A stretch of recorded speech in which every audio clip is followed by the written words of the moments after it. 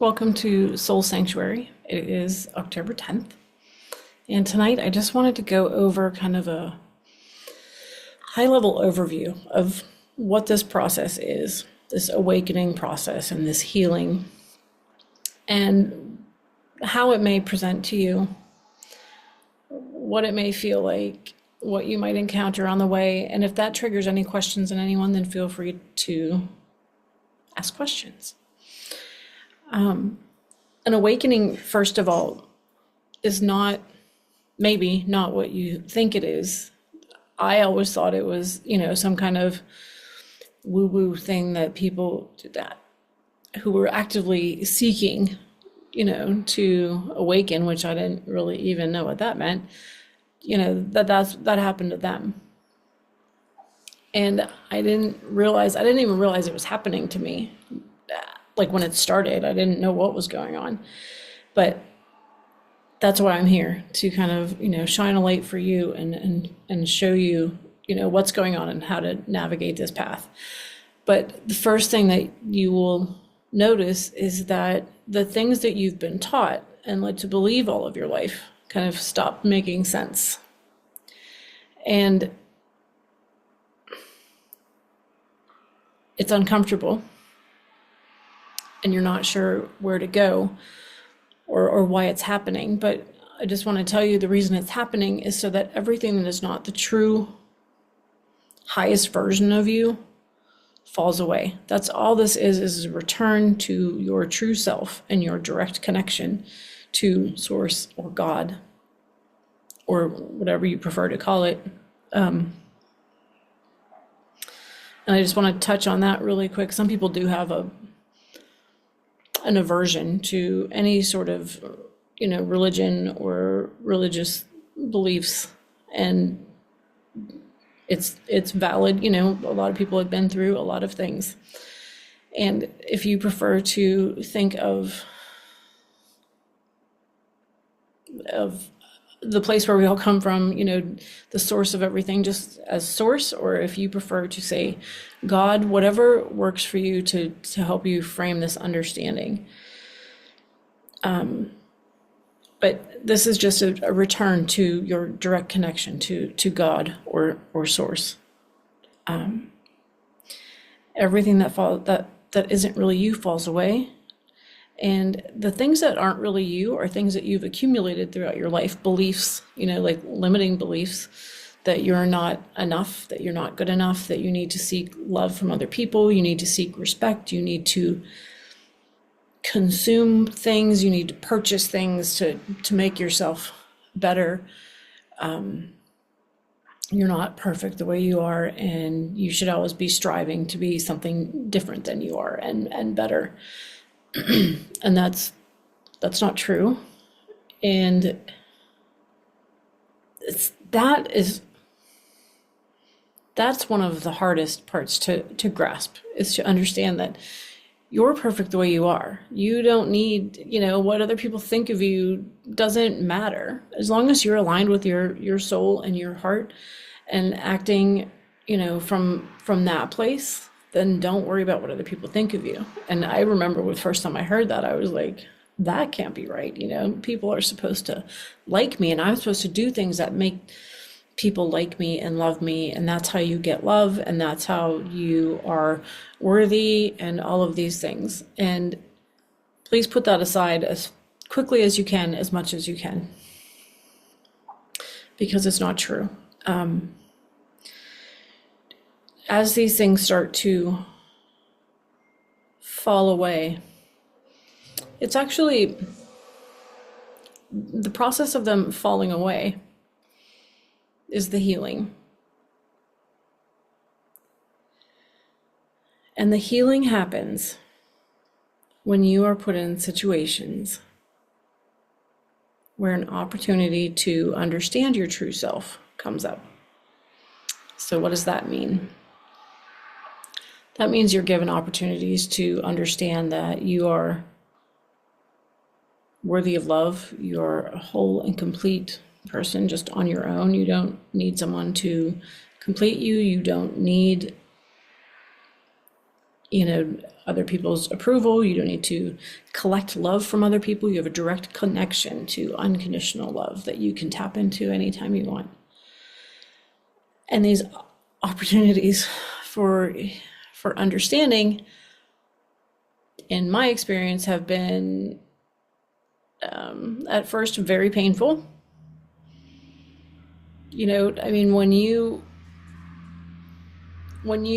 are given an opportunity to understand that you need to put stronger boundaries in place, that can be a very jarring thing. If you're not listening to, if you're not tuning into these messages and you just keep going boundaryless and just, giving away everything you have, like emotionally and spiritually, to try to help other people, and you just give and pour from an empty cup, you might come across a situation where you're like, bam, I can't do it anymore. I just can't. Think of it like if you're just driving around on the road and you have like literally no boundary and you're not staying in your lane, you're going to get smacked. So they are opportunities for learning, but they are oftentimes, in my experience, presented as kind of painful situations. But that's what makes you grow, right? You don't grow from a place of comfort. You don't grow out of from your comfort zone. Something gets your attention and you realize like, oh, I shouldn't be doing this. This is not what's best for me. So the way that you get past these situations is to understand the truth about yourself. So say if you're in a situation where,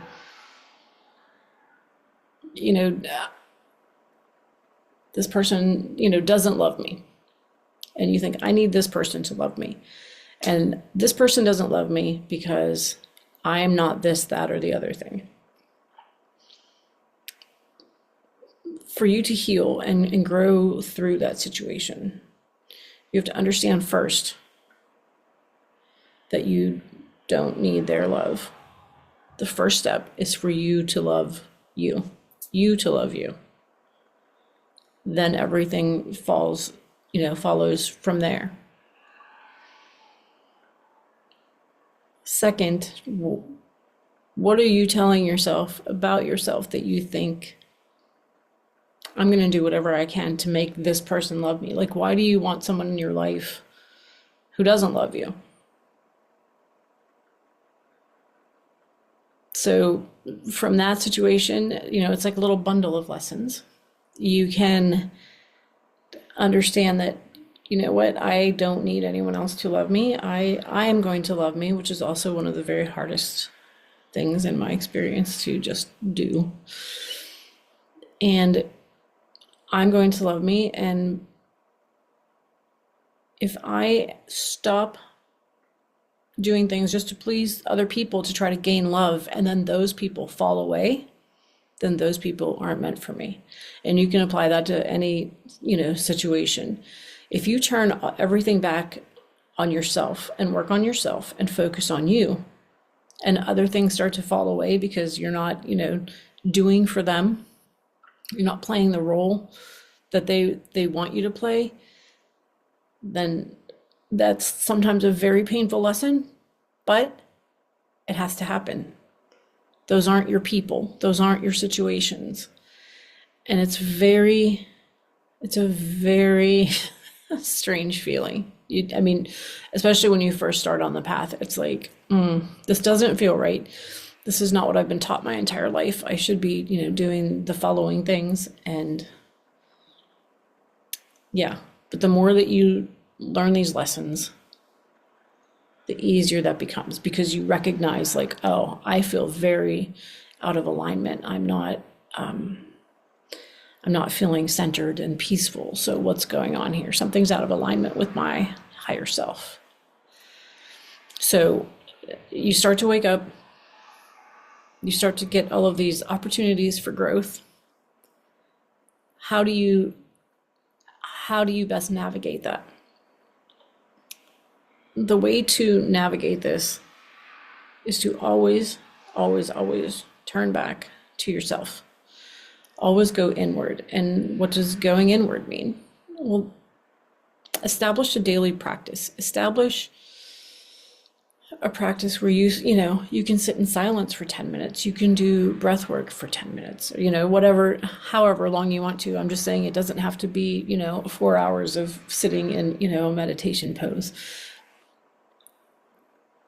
But get your connection and you'll feel it. You might feel it kind of like your heart kind of locks in, or you might be able to just feel your connection to the earth and to the heavens and whatever works for you. But if you just silence your mind and ask your guides or your angels, because you have like a little team around you all the time.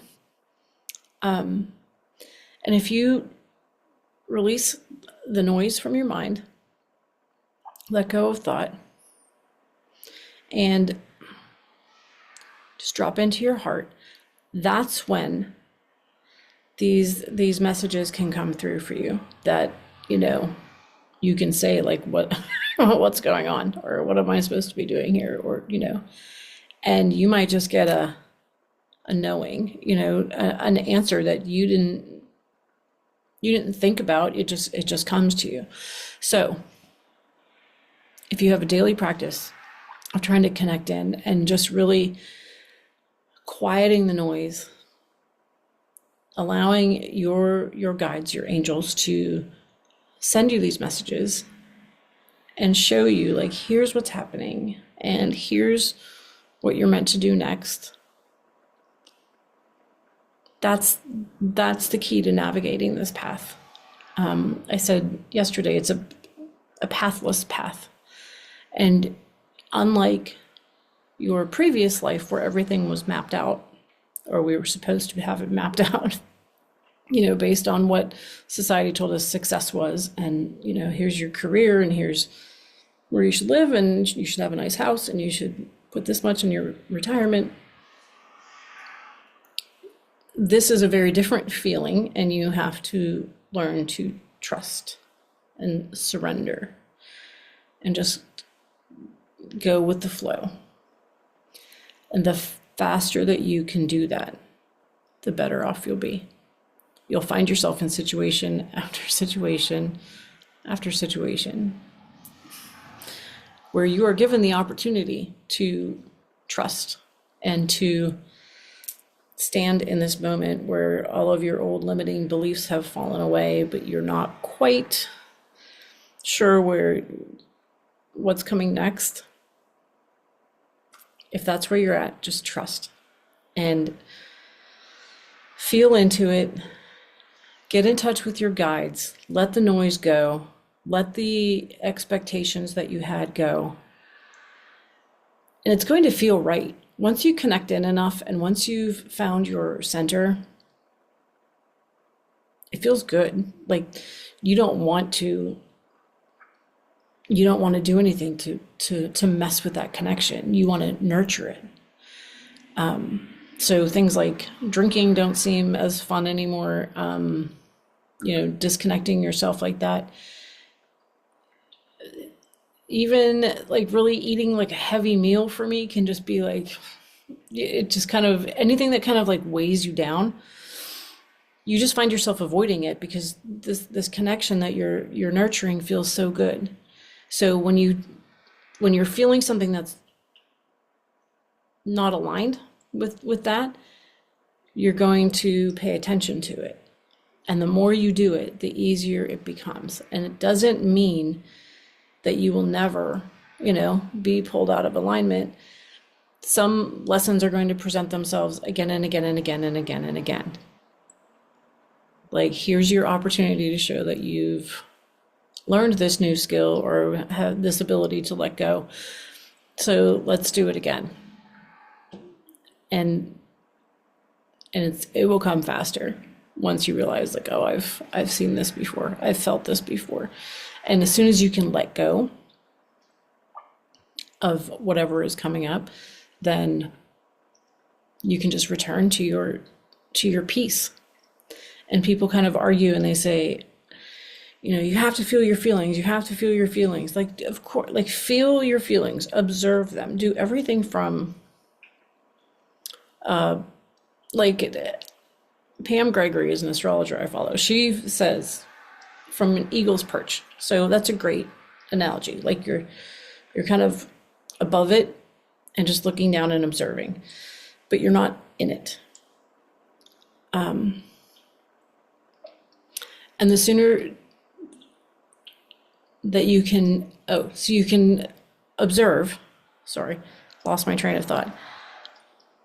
But you don't have to like cling to these emotions. I think people get hung up, there's terms like there's spiritual bypassing and there's, and I think that those are valid things. We can't just pretend that nothing is ever wrong. Like that's not the human experience either. But to really hang on to these, I'm angry or I'm sad. Like, how long do you want to hang on to those? How much good does it do you?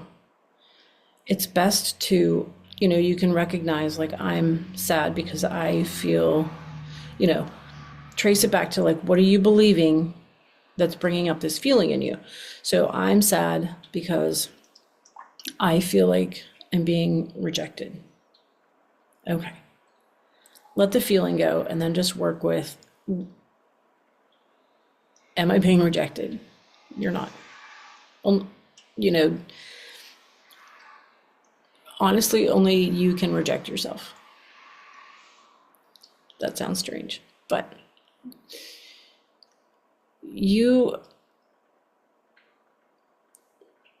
when you feel pain and you feel this misalignment, it's because, or when you feel the pain, it's because you're misaligned. You're not aligned with your true self.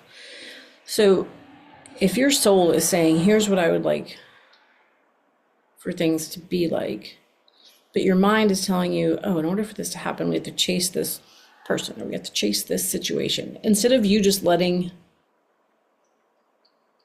things happen, then you're going to feel misalignment. You're going to feel pain. But as soon as you recognize like, oh, I'm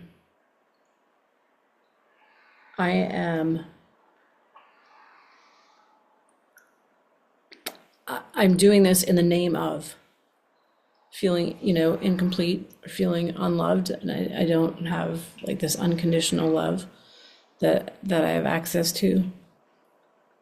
So my point is, that's very meandering, but my point is you can let go of the feeling.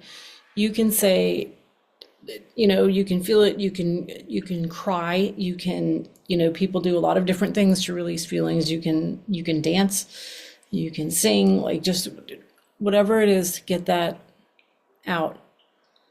But you don't have to sit in that sadness. You don't have to sit in that self-hate. You don't have to sit in that anger. You can just recognize it. And then you can come back later on and say, here's why I was feeling that. This is what I was believing about myself. And I know, my soul knows that that's not true. And you just work to coming back to center every time. And the more that you do that, the more that you can shed these layers.